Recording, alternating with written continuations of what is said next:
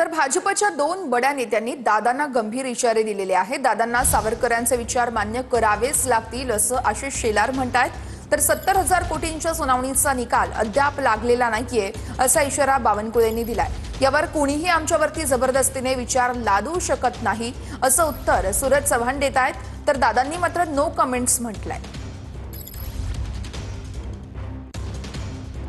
रवींद्र चव्हाण साहेब म्हणालेच आहेत, आम्ही तर सावरकरांचे भक्त आहोत, सावरकरी विचारावर चालणारे लोक आहोत।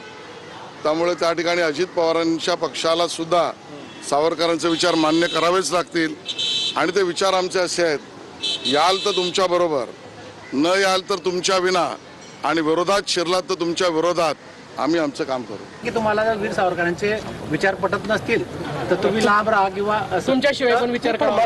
मला असं वाटतं की सावरकरांचे वीर सावरकरांचे विचार हे अजितदादांनी त्याचा विरोध करण्याचं कारण नाही, त्यांनी कधी केलंही नाही। म्हणजे मला माहिती नाही त्यांनी केलं असेल तर, आजपर्यंत तरी मी बघितलं नाही। पण हे आमची भूमिका ही पक्की आहे की वीर सावरकरांचा विरोध हा मला मान्य नाही। अजित पवारांना सावरकरांचे विचार मान्य करावे लागतील असं आशिष शेलार म्हणाले। मी आपल्याला सांगू का, तुम्हाला विकासाचं काही पडलेलं नाही। मी महानगर तुम्हाला कुठून तरी काहीतरी आमच्यात अंतर कसं वाढेल अशा प्रकारचे प्रश्न विचारून तुम्ही त्याला एक हे देण्याचा प्रयत्न करताय।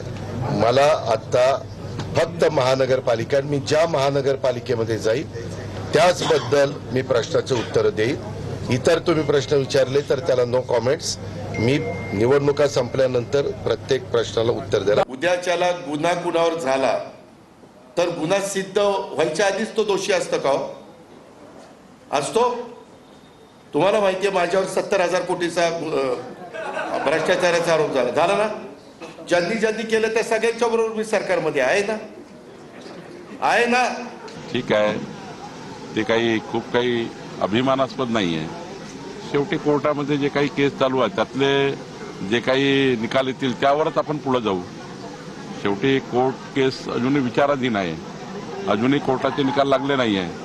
त्यामुळे मला असं वाटतं अजितदादांनी अशा गोष्टी, किमान अजितदादा तसे प्रगल्भ लीडर आहे, त्यांनी अशा बाबी एवढ्या छोट्या निवडणुकीमध्ये काढणे आणि एका महानगरपालिकेच्या निवडणुकीमध्ये महायुतीमध्ये मनभेद तयार करणे हे काही मला वाटतं योग्य नाही आहे। बोलता येण्यालाही खूप आहे पण आज ते दिवस नाही, योग्य एवढी बोलू। 5 वर्ष अजितदादाही सत्तेमध्ये होते, आता मागं पानं पलटले आम्ही की मागचे पानं काढले तर त्यांनाही बोलता येणार नाही। त्यामुळे आता माझी काही इच्छा नाही, आमची काही इच्छा नाही पानं पलटवायची।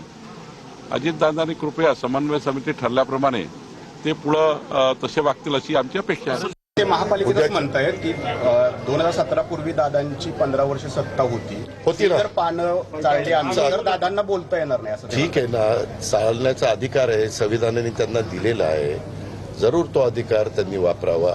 शेवटी मी माझ्या परीनं माझी भूमिका मांडत असताना ते पण त्यांच्या परीनं त्यांची भूमिका मांडतील। जनता जनार्दन सर्वस्व आहे, जनता सर्वांचं ऐकून घेईल आणि ज्यांचं योग्य वाटेल त्याला बटन दाबेल।